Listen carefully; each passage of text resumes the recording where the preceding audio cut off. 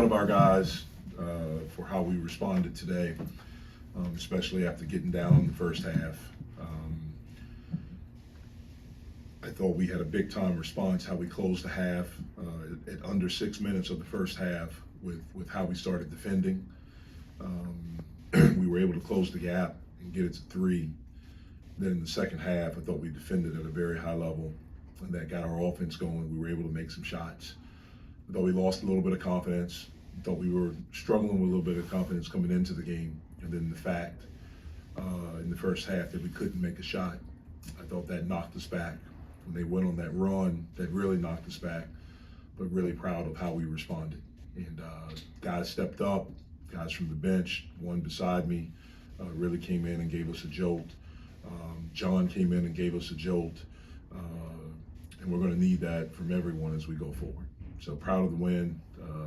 They start to come pretty quickly right now, so we'll have a day to recover tomorrow and get back at it on Tuesday. Nike, what was said in the locker room at halftime? Obviously, you guys couldn't have been happy with what the score was and everything. With all the different veterans in your locker room, who was someone that spoke up and kind of got you guys on the same page? I would say all of our guys. We all just talk and try to figure out what's best for us and what can we do to execute better and defend better. So that's what it is. All of us was talking it up and just trying to figure it out. I mean, just for you to have this type of game, I think, correct me if I'm wrong, I don't think you scored against VCU. To just have this type of performance after, earlier games where you were struggling to find a rhythm offensively, how big is that for your personal confidence, to just get going and have a big impact in a win like this?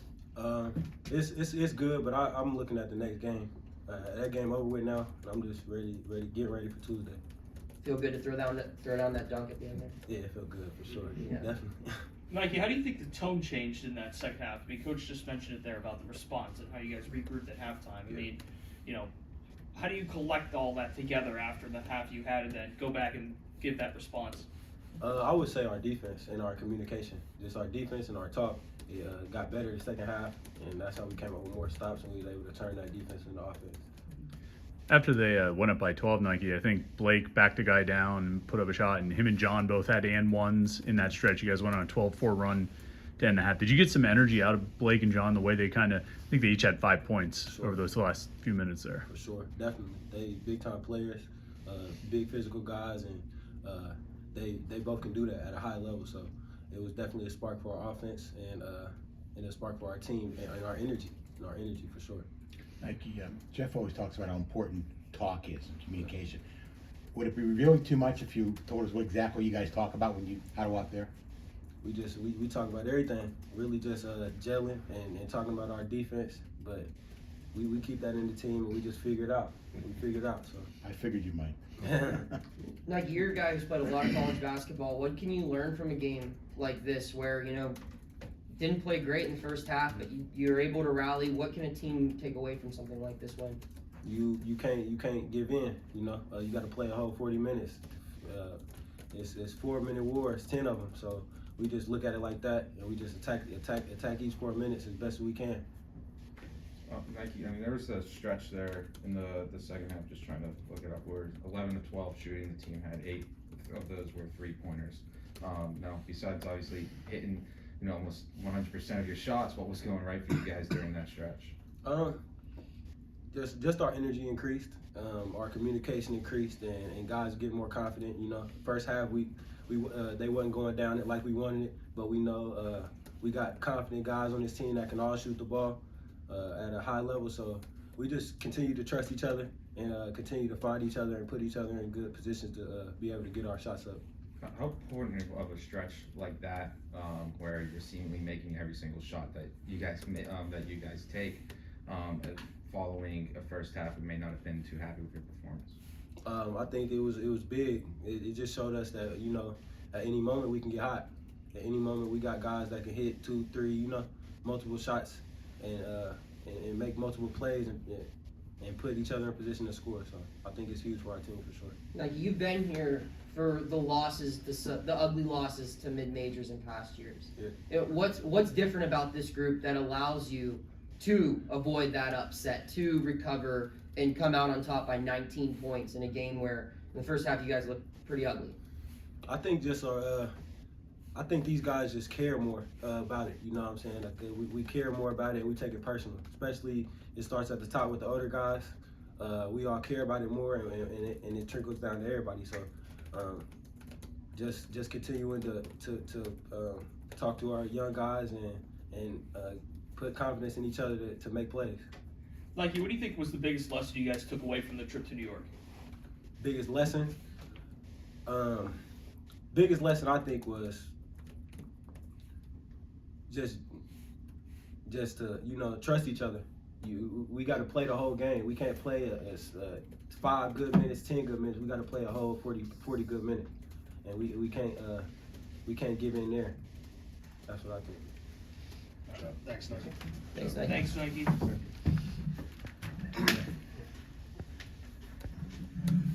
Jeff, what'd you like from Hughley today?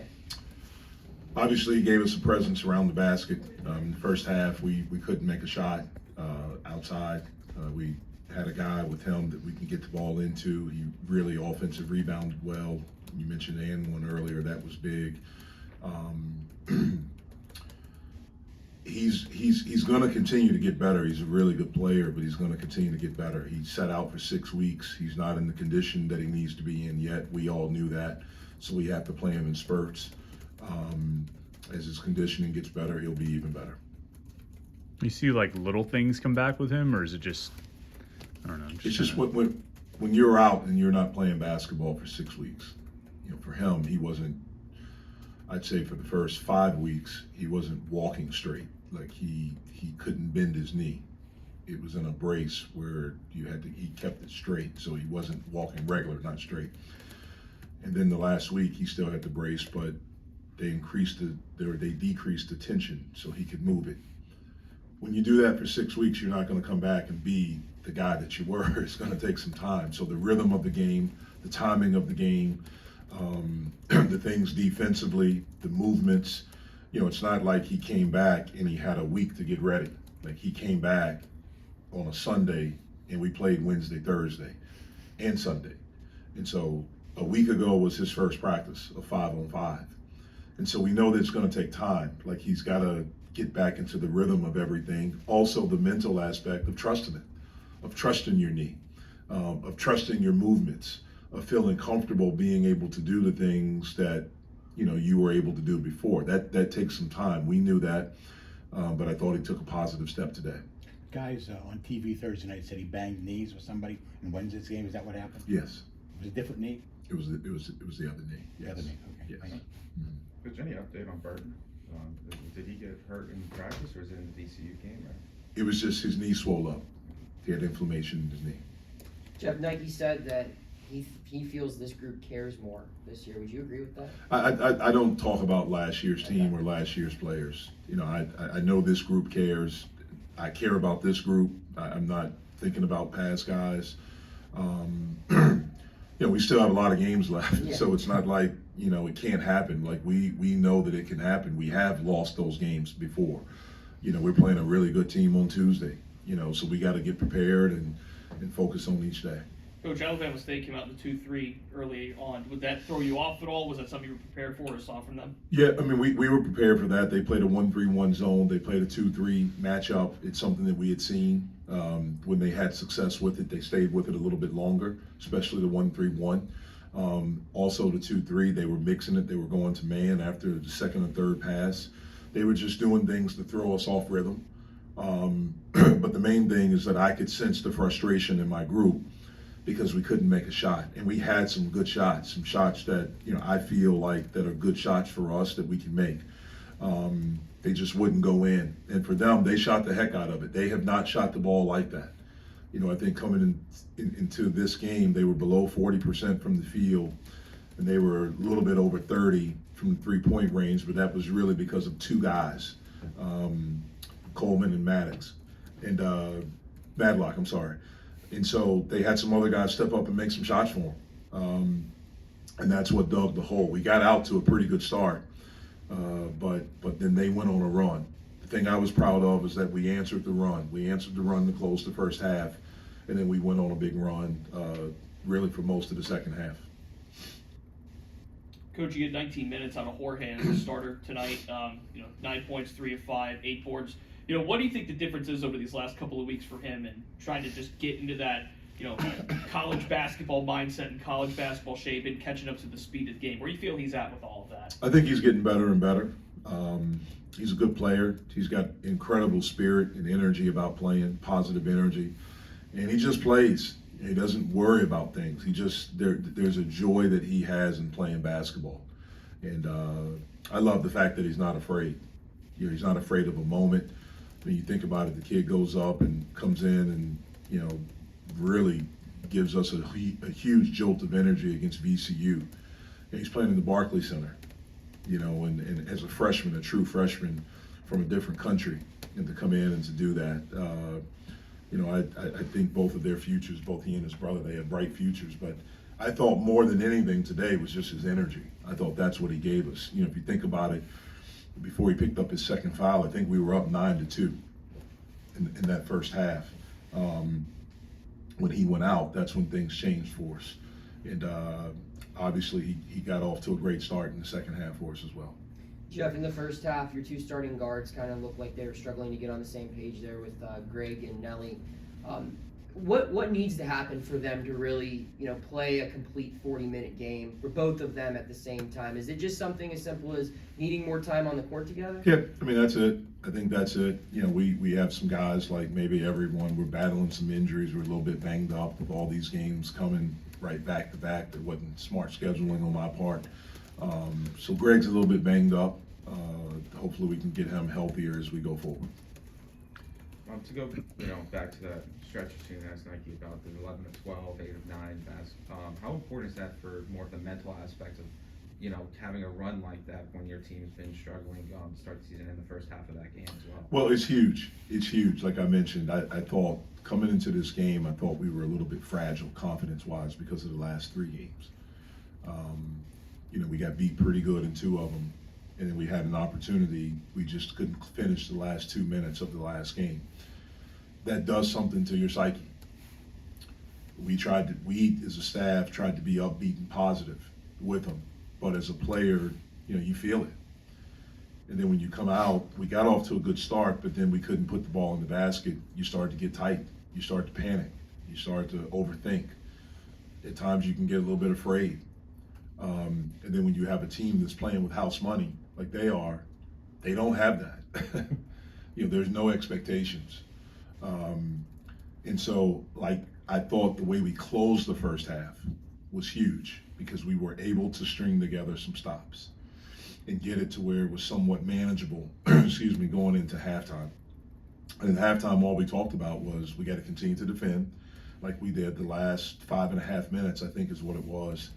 We'll make shots, but stop taking shots where it's like the weight of the world is on your shoulders. Like, they're my shots. Just shoot them. As long as it's a good shot, I'm cool with it. You got to live with the result, but shoot them with confidence. I could see that we were hoping instead of just shooting. And I've said all year, I think we're a good shooting team. We haven't since the first game, but that's something I think that we'll continue to get better with. How do you coach? Go Oh, ahead. no, go ahead, Greg. How do you coach that up in practice? The difference between shooting with confidence and shooting with hope that it goes in. How do you do that in a Tuesday practice? I think it's easier in December? practice. Yeah. It's when you get to a game. Practice is different because you're just practicing. Like, we make a lot of shots in practice and we shoot a lot of them. But when you have someone like really guarding you, an opponent, that's really guarding you, that's coming after you, when you have the lights on, when you have people in the stands, when you have, there's a different type of pressure that the game brings, that games bring that practice doesn't. This is like a bigger picture basketball question. And after your first win, you mentioned that you were really happy with having 21 assists on 26 field goals. And you said that's kind of like where you like to see your group. So what's a successful figure for that metric? What's a successful percentage that you look for every game? Is it 80%? Is that something you look to consider? Or I'm not into the analytic or percentage stuff like that. I just want us to get good shots. Okay. And normally, what I said in the first game was that's who we had been up until that point. If you look at our stuff, when we graded our stuff in practice, after every practice, we had a lot of assists compared to field goals. Like it was, so that first game was like that. I don't know what it'll be going into each game. I don't have a thing in my mind where it's 80% or 70%. I just want us to get good shots. I want us to move the basketball. I think the ball has energy. It'll find the right guy. If we're moving it, if we're cutting hard, if we're executing, if we get clean looks, I think, we'll make a lot of them. Any update on Will? Will probably miss the year. He's going to have surgery on his toe. He tried yesterday in practice, but most likely it's going to be he's going to miss the season. You said he has to have surgery? Yeah. I wanted to ask you, just their coach was talking about the HBCU life and what it's like to be a team like them. He said they might not play a home game until January this season.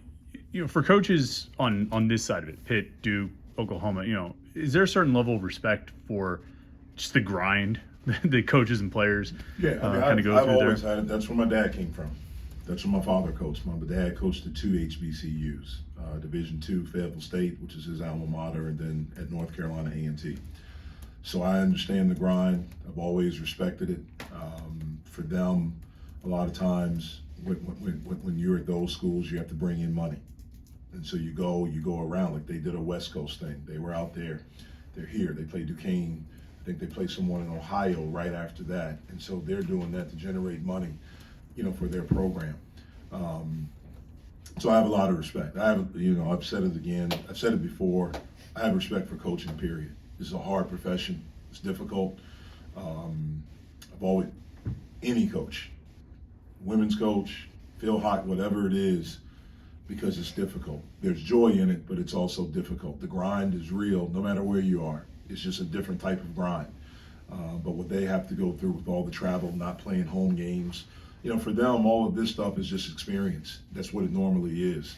They understand when you're at that level a little bit. When I was at VCU was a little bit like that when I first got the job there, where you could be really good. The only thing that mattered was those 3 games in March, your conference tournament. That's what mattered.